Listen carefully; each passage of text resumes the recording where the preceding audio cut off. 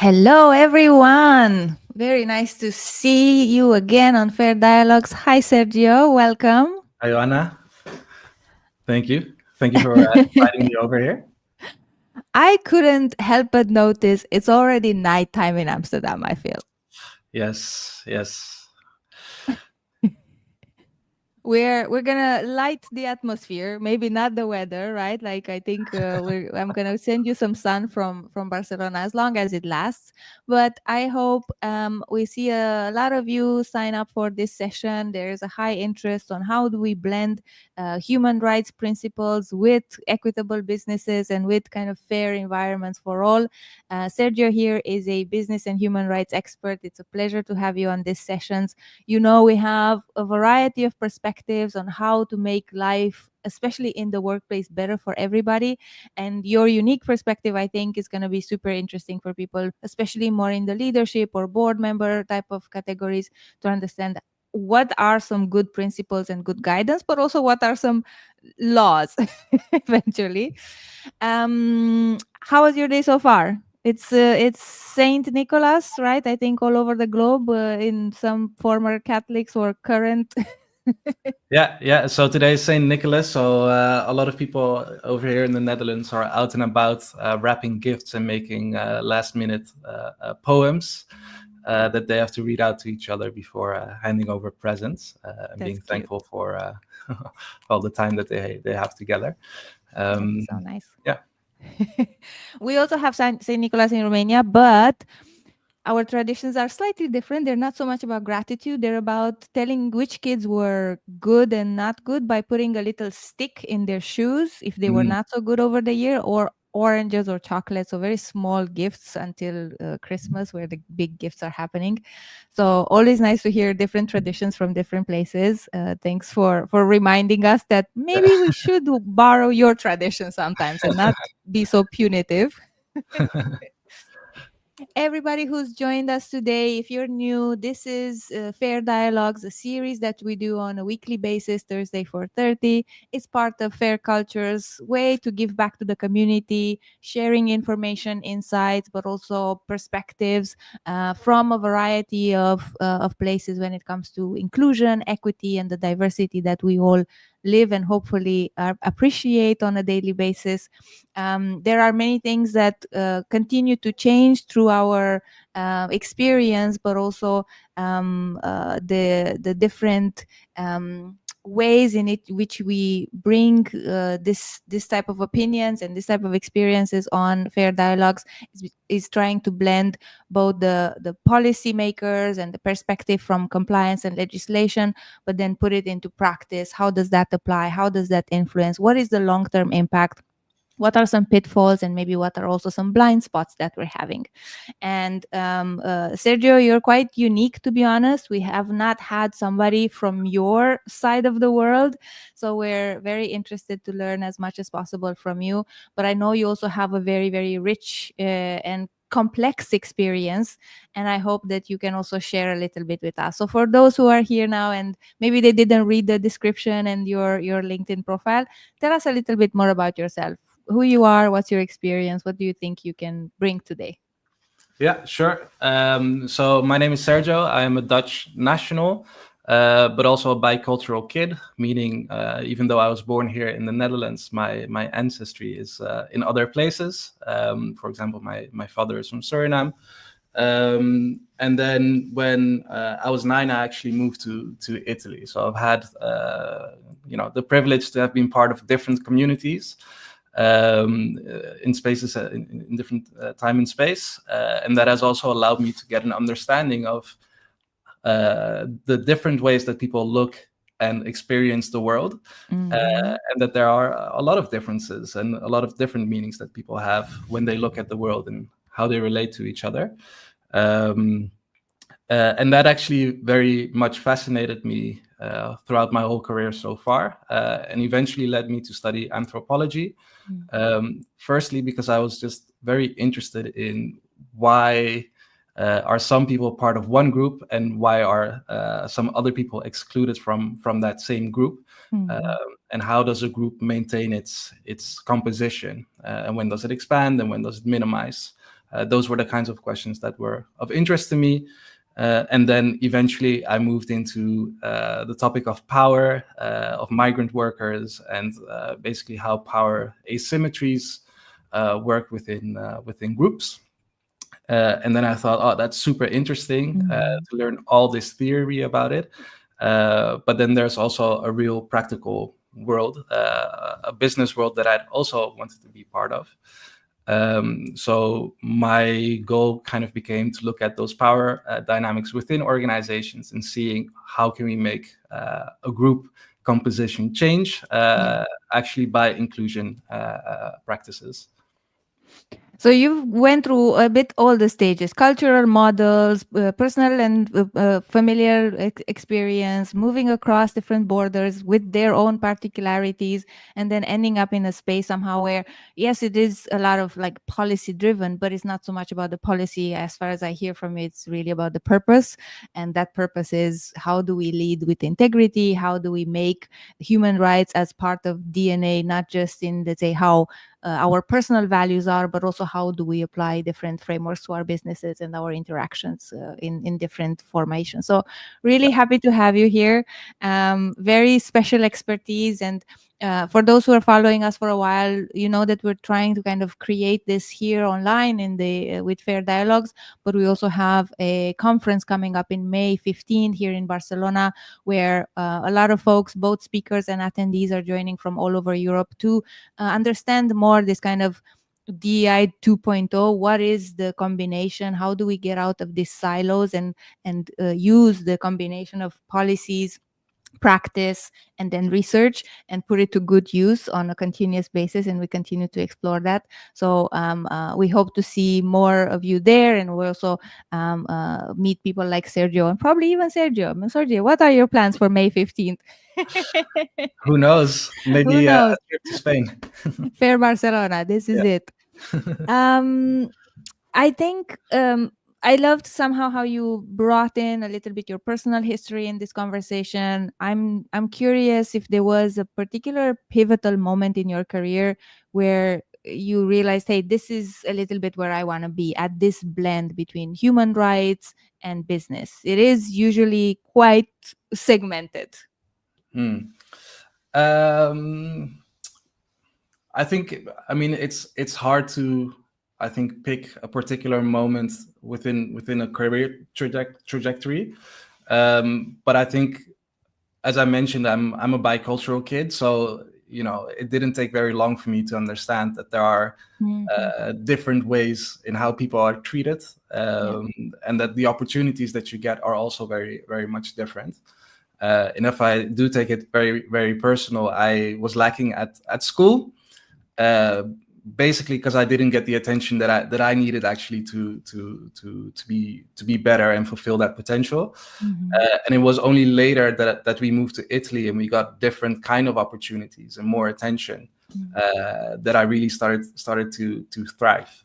And I think one particular moment for me that was very strong was I was sitting on the playground like I was for the first few weeks. But I was always very isolated from the rest of the people. And then one moment there were some of the senior girls from the school that came to me, and they sat me down and they talked about, well, what's up? Why are you not integrating? Like there's so many things you can do.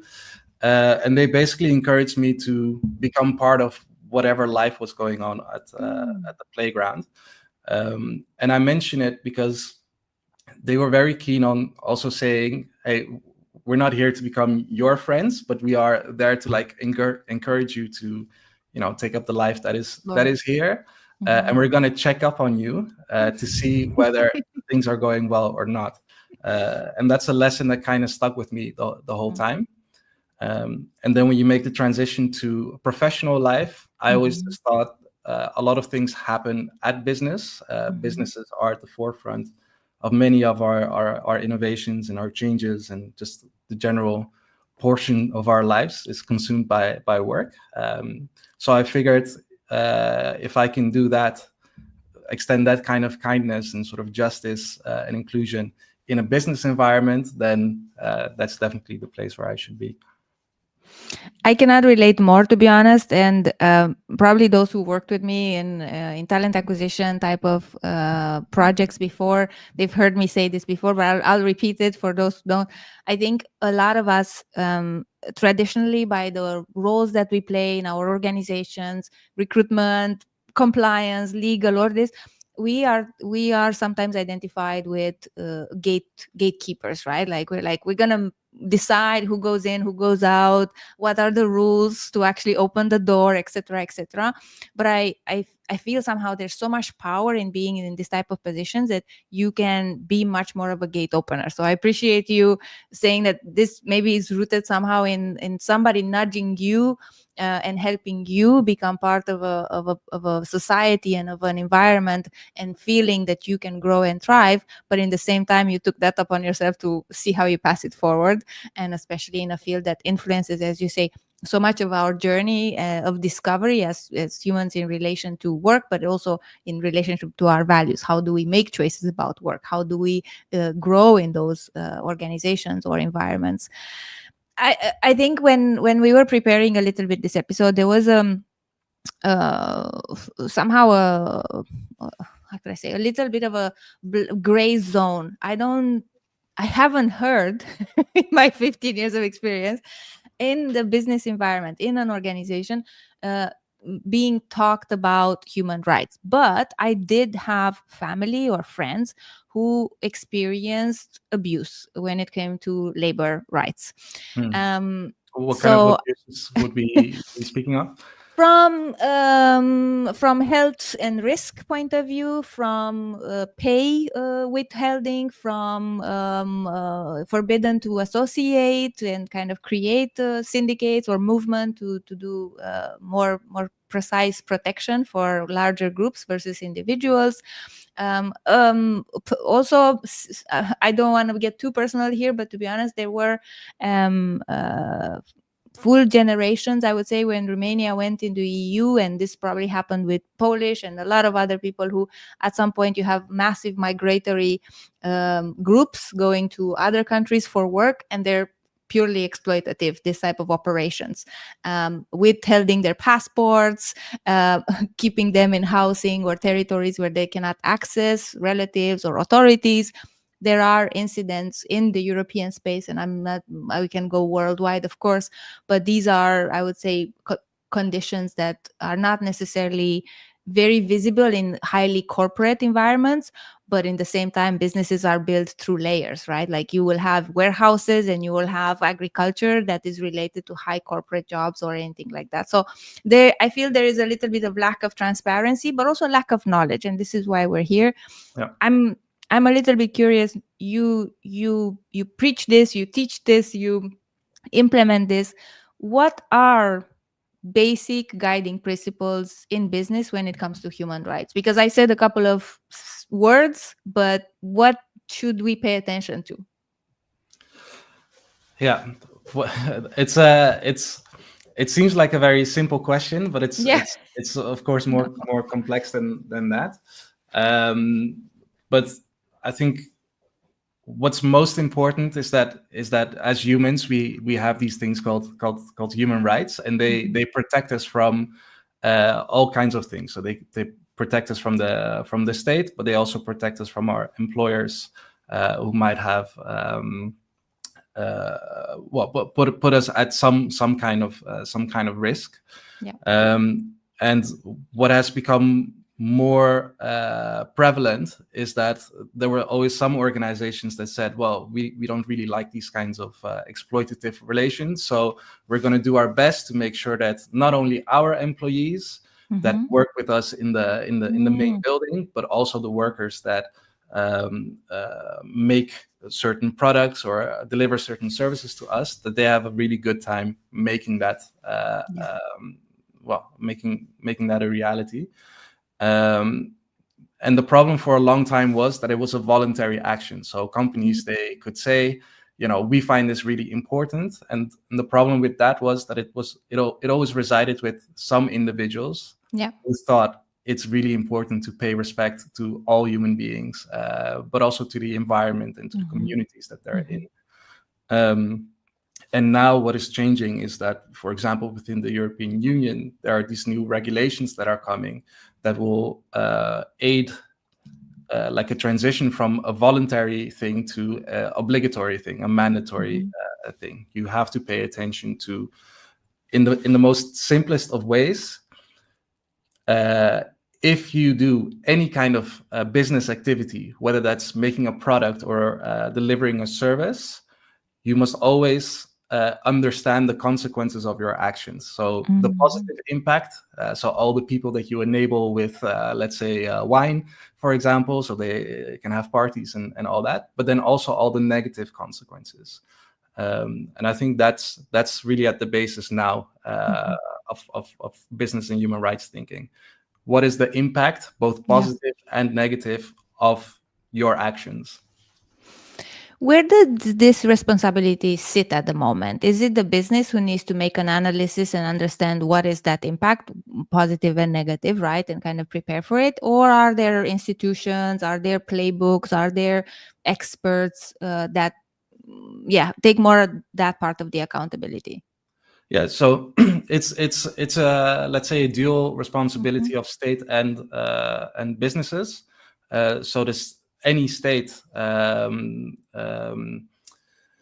adheres to universal declarations of human rights, for example, they are responsible for protecting rights, and these rights can be civil rights, they can be social rights, they can be cultural or economical rights. So do people have access to a living wage? What does that living wage then include? Is that just a salary, or is that also enough money to cover healthcare or transport to and from work? It can be very specific labor rights. So you mentioned already things about pay and being paid on time, working over hours, whether that's a good thing or not.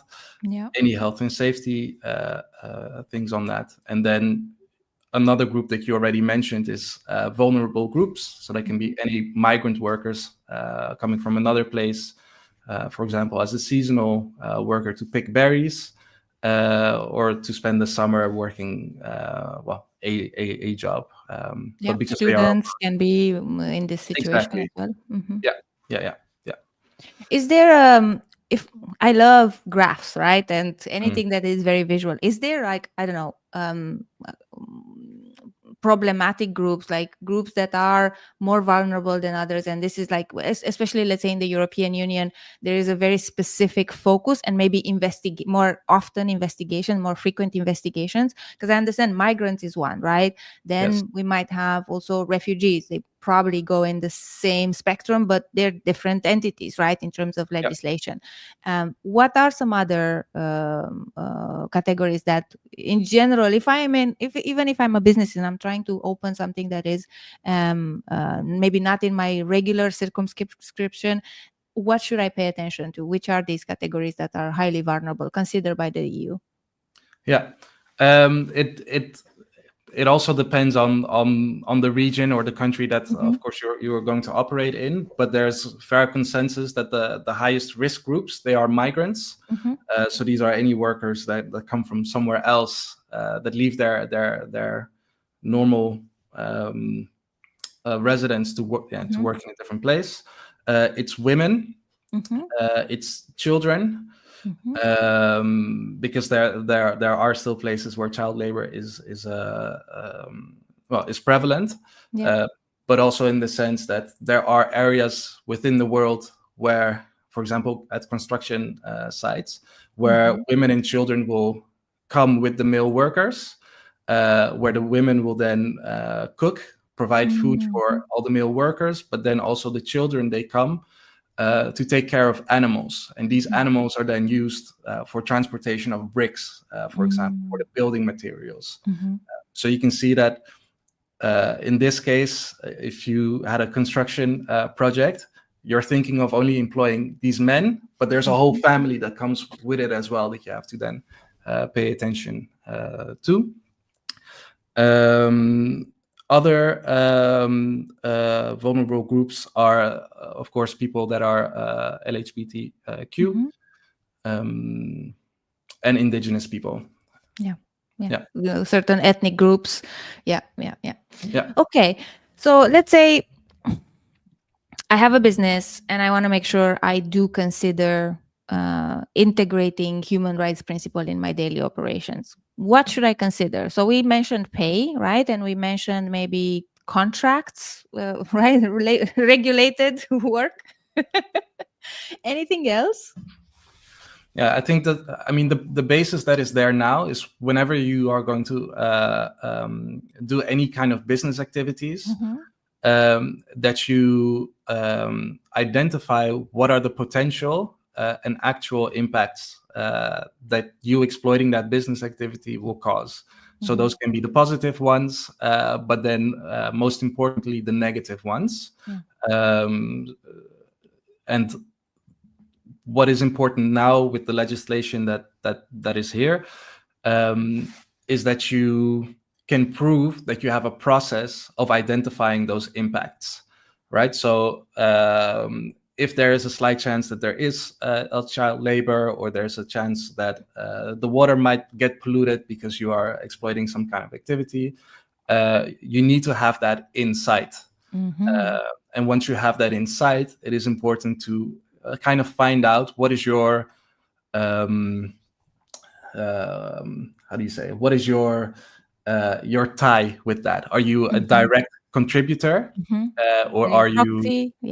you a proxy, or are you linked to right? So I think in terms of a workplace, what you could say is in terms of discrimination, as a company, you can be a cause of discrimination if, for example, you are not considering women for promotions. Right? That's a sort of a direct relationship.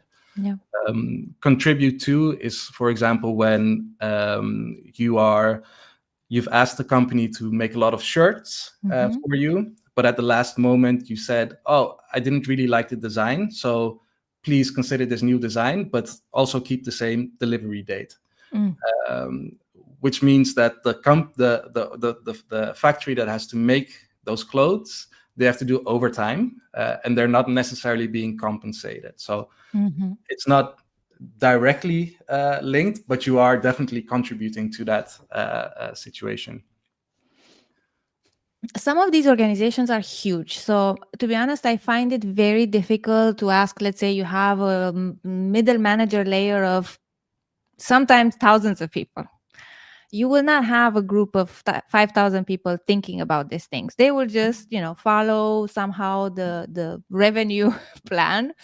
And I'm still very interested, like, who do we keep accountable? Who is showing up where's the governance, right? Because I guess this is also quite related to the more new concept and new kind of framework, especially again from the European Commission when we talk about ESG, so environmental, social impact and governance.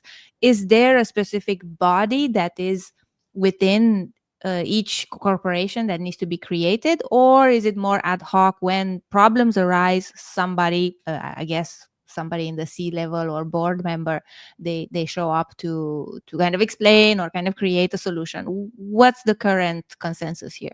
It's a proactive approach, right? So whenever I think that the first obligation that companies have now is to make policy addressing human rights, and not just saying, we find human rights important, or we respect human rights, but to be very explicit in, what is it in human rights that we expect and that we commit to. And then it is a responsibility of that same organization or the leadership of that organization to look at how can we embed this within our company culture and also our processes. So first, can we make a commitment to policy, and then second of all, then how do we integrate it in our processes? And then there will be auditors that can judge whether you're doing that in a sufficient way or not. Okay.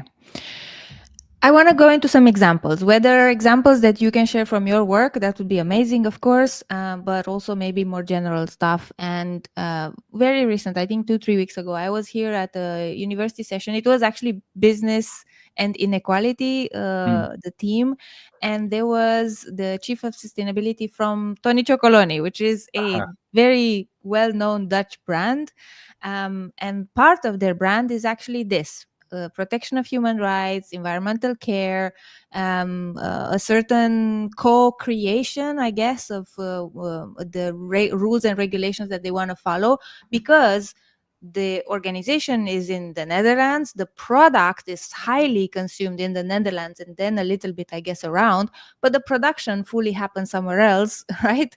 Yeah. Where cocoa beans are being produced. And I was listening to her, and while she was very candid about the idea, we have still a long way to go to understand what happens in the supply chain. We have been intentional from day one around we are responsible, no matter how much we see or we don't see, or we're told or we're not told. We have a responsibility to ask, to investigate, to take care, to kind of provide solutions, even if our competitors will eat us alive because they operate in a highly exploitative way. Mhm. So in a way, I feel somehow, as you're saying, there is a certain inclination, and maybe because there was only a voluntary principle, some people, like I guess the leaders in Tony Chocoloni, they decided to take that approach, but Yeah. now it's becoming a requirement. Yeah. Do you see Tony Chocoloni as an example? Do you have other examples around like a voluntary but very public statement, right? Yeah, it's definitely one of the examples, and I think Mhm. what's interesting about Tony Chocolonely is that when they kind of did their research on, can we make a chocolate that is slave free? That was their promise when they started, and they then also decided to get their cacao from a region that they know is very exploited and has all the risks associated with it. Yeah. But they chose to go there anyway, but then also increase the communication around that. So to be completely transparent, saying, okay, we know we're making chocolate. We're getting that from places where these impacts are there. So there's deforestation, there's drought, there's all these things, but we're going to be fair about it. Plus, we're going to educate everyone else on these risks. And I think what they've done recently is also look at, how can we increase our influence to make Yeah. a change to the situation. So I forgot what it's called, but I think open source. Yeah, they have a framework, Uh, right? They have a playbook on how to do business with integrity, almost specifically in the chocolate, in the cocoa. Yeah. Exactly. So they're making a very concerted effort into making a change. They realized, okay, we're a small party. We cannot change things drastically, but there are other ways in which we can try. And we can now also see that those attempts are being picked up. Okay. So we were talking about this idea of them facing this challenge, like a certain type of challenge is like, you want to do business in a certain environment, but the environment is fully broken, right? Like there's one challenge there in making business with integrity and protecting human rights. Any other common challenges that you think businesses face when implementing this type of frameworks? Well, I think an important omission that is done also when working with these frameworks is engaging with stakeholders or people that are affected by whatever actions. And the legislations, they do mention that you have to have meaningful dialogue, but there are some criticisms on what is meaningful dialogue and for who is it meaningful. Is it for the companies that are going there for a financial profit, or is it meant to really lock into the community where they're going to do all these activities and understand how their actions are going to impact the community and what they can do in co-creation to actually make sure that they can still do whatever they want to do, but that the community doesn't have any disadvantageous effects. And if there are, that there are ways, spoken ways of dealing with that together. So I think the lesson going forward is also just, you know, engage with those people, because they are going to tell you what they need or what is required for something to be successful. So you work quite a lot with business leaders and businesses to actually make them understand what is that pathway. So I understand the challenge in communicating something that makes you make less money for a very long time, but with the potential to be able to be in that space for longer, because from an environmental point of view, you probably have longer periods of exploitation because you actually took care of it. And this is a very kind of ancient way to look at things, but beneficial, right? If we think about, I don't know, crop change or things that are not hyper exploitative towards the land or the forest or the waters or anything that is exploited from a natural resource point of view, but then also from a building trust with the communities that you're trying to work within. How do you how do you help businesses, I don't know, build that bridge? And build the bridge between the communities, or what do you mean? The community and the business leader to kind of understand there needs to be a middle ground. Yeah. I mean, in the work that I've done so far, it's training a lot of these people on how to have conversations. And I think, I mean, you mentioned before, like intercultural skills and awareness and being open to things. And I think one of the biases that people might have here is that human rights are somehow universal. So there's just like one way for it to happen. And I think an important lesson to take in terms of human rights, but then also just how teams operate. There's a pluriverse of things. There are different ways of thinking, of experiencing the world, of finding solutions to things. And I think what really helps with these leaders is to have them understand that there is this pluriverse, and that if you spend time doing that, then you're going to get all these perspectives. And then if you are concerned about financial risks and the business case of doing all this, you are preventing damage later down the line. And a good example of that is, again, in construction, where there are very known levels of discrimination and harassment. And that does something to the mental capacities of people. The amount of stress goes up, and with the amount of stress, also the fatality rate goes up. So more accidents happen. But even if the accidents don't happen in fatalities, they could be construction faults. And the extended example of that is Rana Plaza, which is one of those clothing factories. It collapsed because of construction faults. But when the things were built, the labor conditions weren't right either. So now these organizations, they have a bigger cost because, you know, they're sort of they're not wanting to care before, puts them up to a greater financial risk. And it's helping leaders understand like the financial picture of it, so the business case next to sort of the moral case of, you know, we are humans, and it's important that you care for other people and make sure that they do well. You brought something interesting. I think we didn't actually touch on this, and I want to touch on it. What are well, first of all, are there any industries? Because you mentioned construction, and I again, personal stories where families have worked, members of family have worked in construction environment, very, as you say, very stressful, very tough conditions, and a lot of the people on, as you say, maybe accidents during the process, but also multiple health issues that are then impacting the entire like family or even communities, because they are communities very heavily focused on construction workforce. Are there any other industries or fields that you see they are more prone for human rights to be stripped from people, or is it really unpredictable and across the board?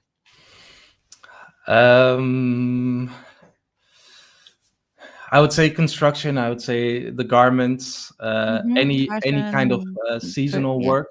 So that's either picking berries or hunting for reindeer or all those kinds of seasonal work, because that usually means there is lots of informal work.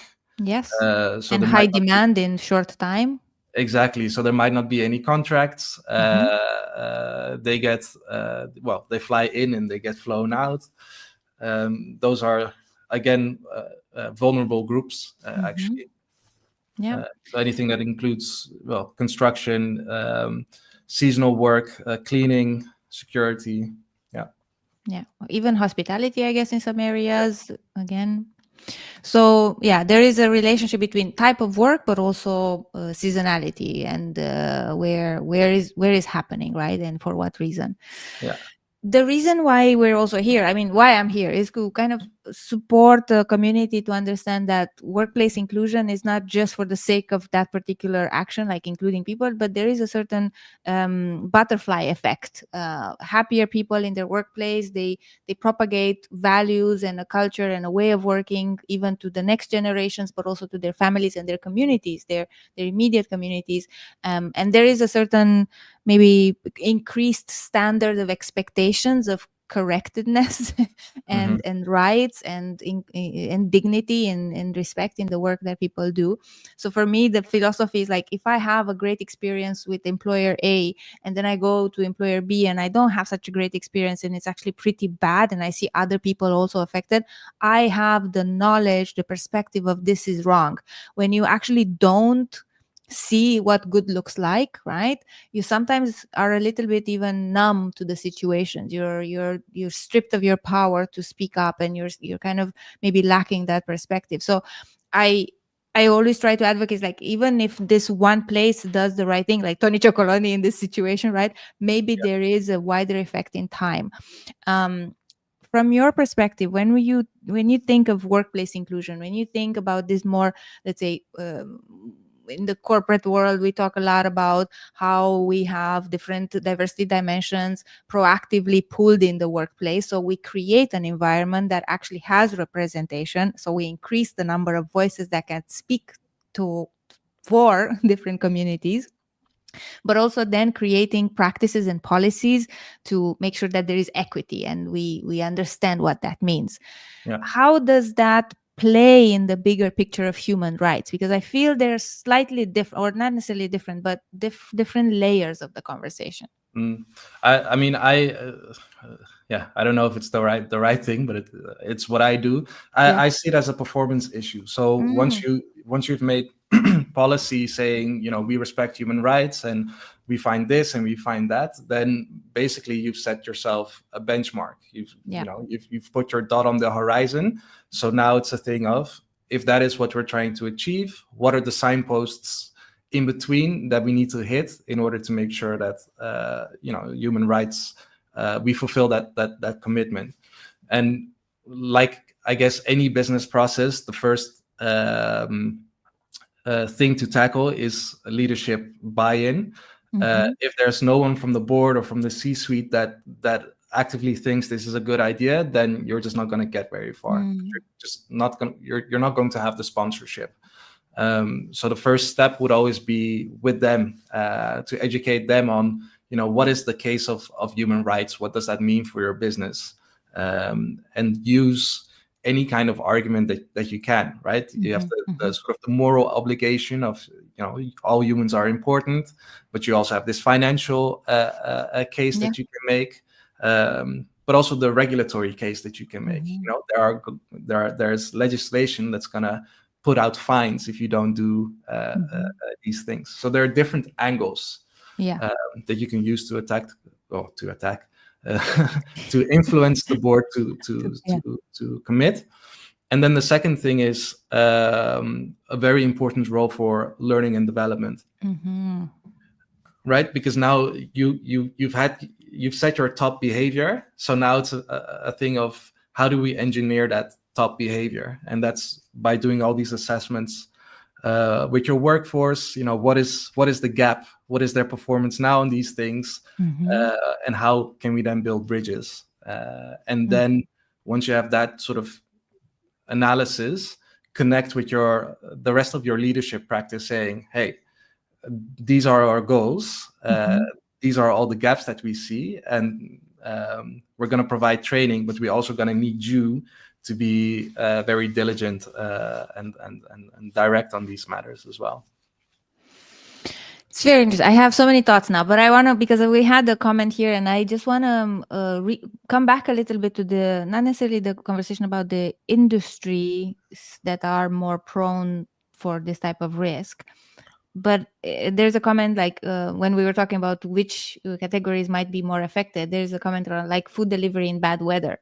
And it made me realize, because this is, I think, such a different world that we are in, and we continue to go very fast towards the gig economy, where we have engineered multiple new roles that do not technically require the same level of employment and contractual obligations and health insurance and all this.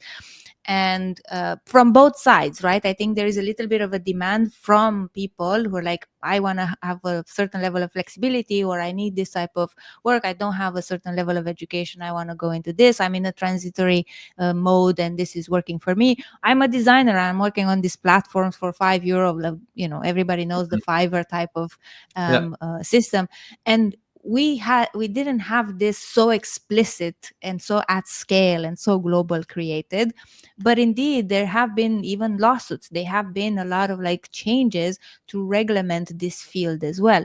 Any particular focus in your work, or any particular kind of trends that you see around moving from full-time employment or very regulated employment to this type of more gig economy and a certain semi-exploitation in a way, if we see it from that point of view? There are contracts, but they are very brief contracts or very brief engagements that people make. And those are also the questions that are being asked, right? Like, do these contracts protect or respect the human rights that these people have?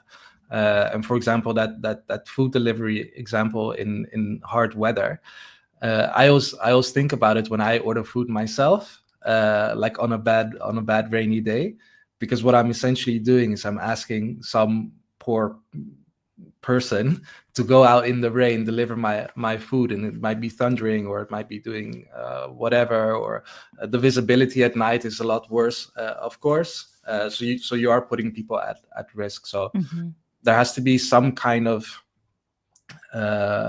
work that the organization does to help protect these people. And sometimes that's just in preventative measures, right? Like just offering safety courses and making sure that people understand what they can do in certain situations. I just want to bring it up because this is very special. So probably everybody on this call is from Europe, or if not, if you haven't heard, there were some massive floods in the Valencian area of Spain. Very grave, very, very much terrible. But basically last week, the government of Spain actually passed, I think, the first type of legislation that I've seen in the world, 4 times paid leave in case of climate calamities or any kind of natural disasters.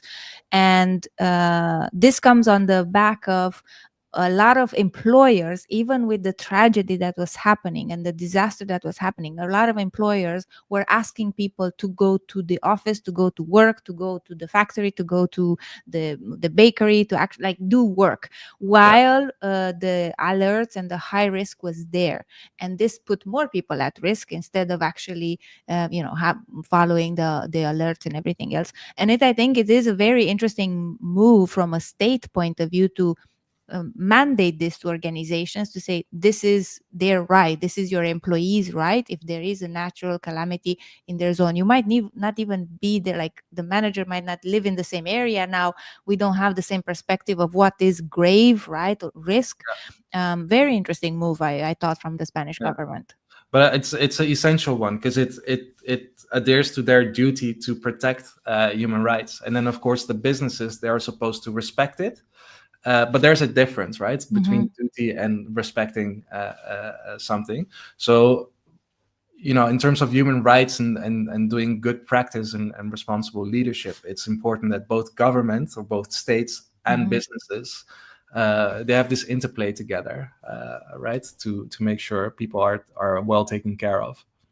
Yeah. When people don't respect, we also have, as you said, fines, a certain level of punishment, maybe the prohibition to do business in certain areas if we get there. What type of principles do we follow now? What is the European Union, at least, kind of reglement? Is this associated with more the newly? I think it's a new type of legislation when we talk about corporate social responsibility. I think there's some big moves there. Any insights for those curious about how much should we be prepared for if we don't do the right thing? Yeah. So I mean the the legislations that are there or that are well, circulating around, they mostly apply to these really large organizations with big turnovers and employees. But it could be up to 5% of net turnover if, for example, you don't have your human rights due diligence process in order, right? And that's, when I say that, I really mean that you look at, these are our business activities, these are the positive effects, these are the negative effects, and this is how we are taking action to either end our activities or mitigate or do something else or give back to the community. So if that process isn't like well defined and executed, then there will be reasons, for punitive action.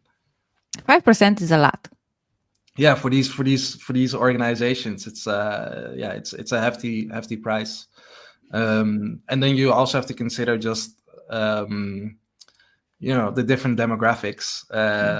Younger people are thinking a lot differently about how to relate to businesses and what products that they consume and why they consume it. So there's also that risk for them.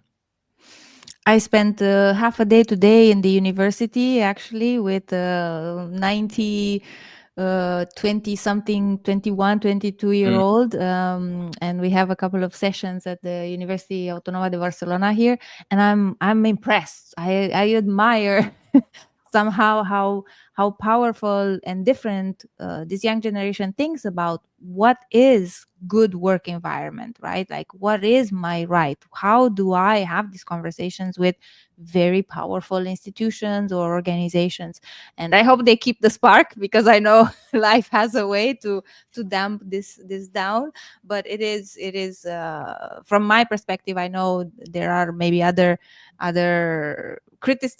pieces of criticism towards Gen Z and Gen Alpha that are coming on that. But I think from a human rights perspective and respect towards individuality, but also collective rights, I think we're on the right path when it comes to the younger generation.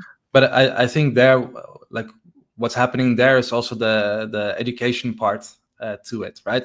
They are more informed about the rights that they have. They know they exist, and now they're asking questions about, well, if this exists, why am I not seeing it around me? Shouldn't this be different? And I think that's a difference between people of later ages. They're not necessarily aware of the rights that they have.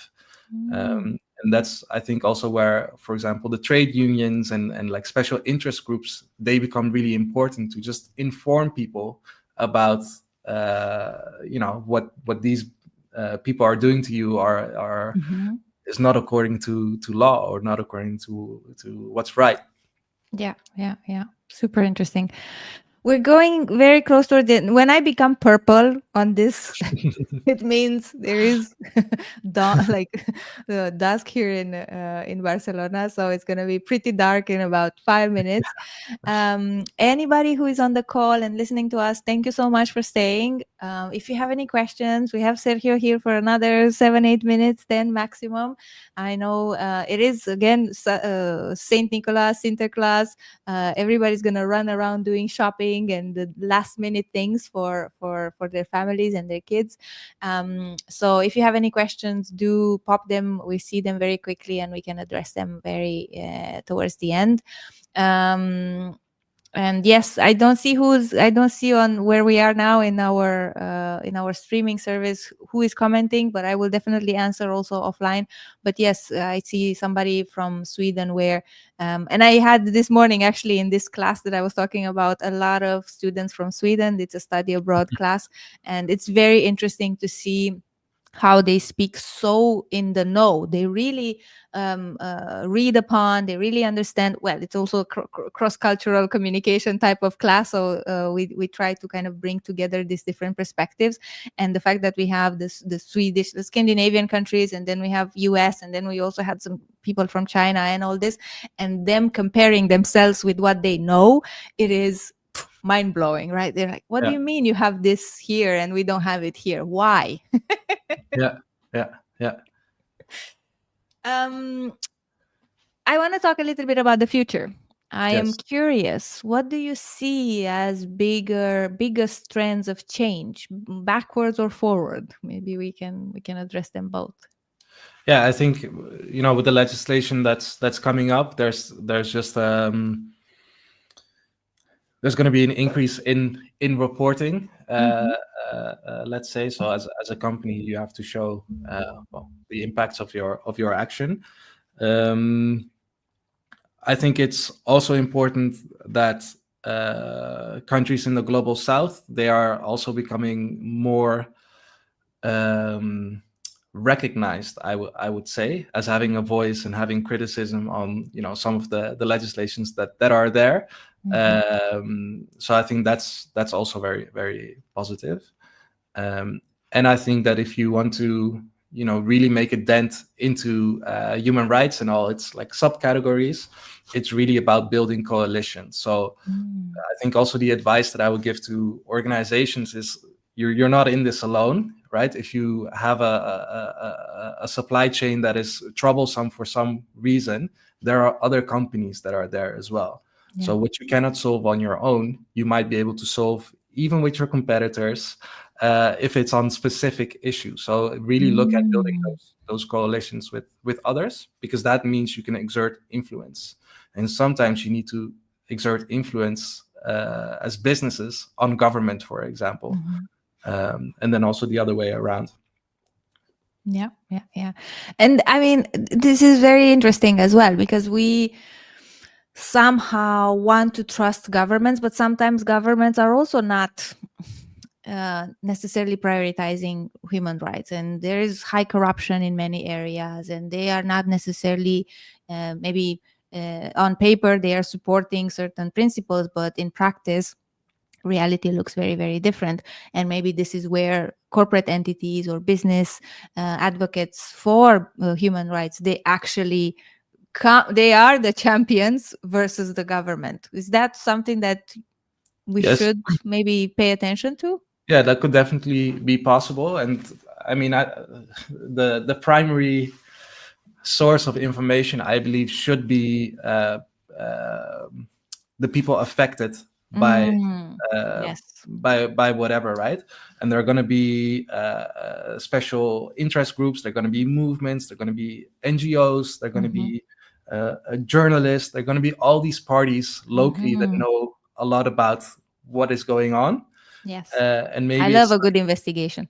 Yeah, exactly. Just but like go with them, right? That's they clearly have a picture, but they might be lacking some of the power necessary to exert influence. And that's then where companies can help, especially if they ascribe and be committed to human rights. Yes. Indeed, sometimes we tend to think so binary, right? We have the public and the private, but you have the media, or you have the activists, or you have the NGOs that are trying maybe to bring that perspective that is Yeah, and they're making good points, and they're always going to be on behalf of the community, as opposed to states are going to think about their statecraft, and companies are going to think about their products and financial position. Yeah. Right. So it's a thing of marrying those three together like it's a stew. I have one more question, and now I can also see the name. So thank you, Jeroen, for asking this question.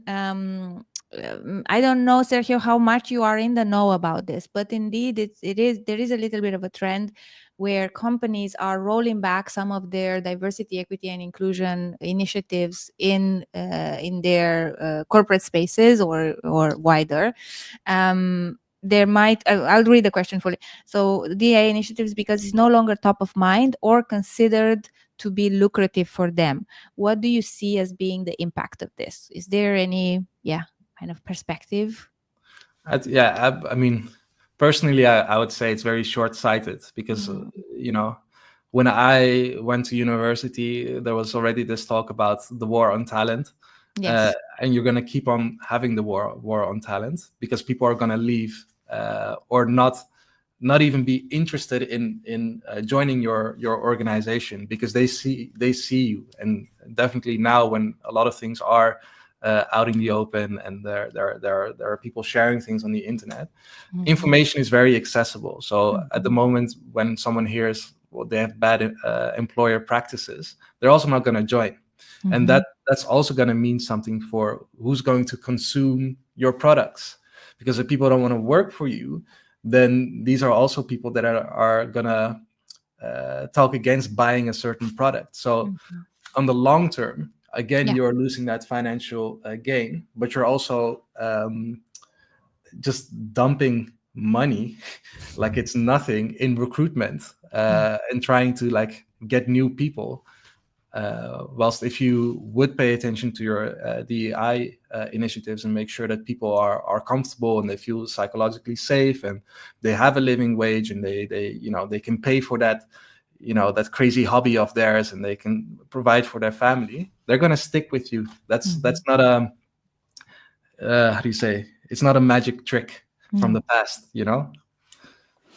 I'm so happy you brought that up because I as you say, and I probably steal this because I get a lot, of course, working in the field. They're like, Juana, what is happening? We made progress, but maybe now we're going to go back. Look what's happening in the US. And I'm like, it's happening in Europe as well. Don't worry about it. There is the full narrative around migration, around LGBTQ rights, around a lot of different things. And of course, we hope in general that is just a small wave, but it can be a long wave, right? But I've been in organizations where they ignored the, let's say, the social political climate a little bit, and they just went ahead because they recognize I can make better products if I have diverse workforce. I can make products faster if I have a workforce that is engaged and they believe in what they're doing and they feel that they're protected from whatever is happening outside, etc., etc., etc. Right? So there is a certain benefit at, as you're saying, recruitment costs, type of talent and level of talent attraction, but then also product quality, market penetration, and those who are maybe rolling back on some of these initiatives, as you're saying, they maybe forget some of these gains, and they're hopefully going to come back on it, or it's going to look a little bit different, and we will need to learn what that is a little bit together. Yeah, I mean, sometimes it is useful to take a step back, but I'll swerve back to one of my earlier points, like build coalitions. If your company is going back on some of these initiatives, find other people, find other board members of other organizations that will vouch for this is a really good idea. If you can conjure a Steve Jobs somewhere, a lot of these leaders are going to go, oh, they did that. Oh, maybe we should reconsider, and then just follow up with a real feasible plan, because that's obviously also the reason why a lot of these initiatives don't work. Of course, yeah. There's definitely need for maturity in the field, and the part of reporting or understanding insights or understanding effects is key, but also having people who become experts in the field, and then they can give you the context, they can give you the history of it, but they can also give you a plan forward with measurable aspects and milestones. But ultimately the idea is the same. What does long-term success looks like in terms of financial success or business success, while or with upholding human rights, with upholding dignity and respect, and with actually enhancing, augmenting what people actually can bring to the table if they are fully themselves and if they are safe and protected, right? I think this is a little bit my thought process there. Sergio, has been an amazing session. We're at the end. I don't want to keep you beyond this. I know it's been a very, very busy day, but I hope you had a good experience joining us for this session. I'm highly appreciative for your insights and your candor around such difficult topics.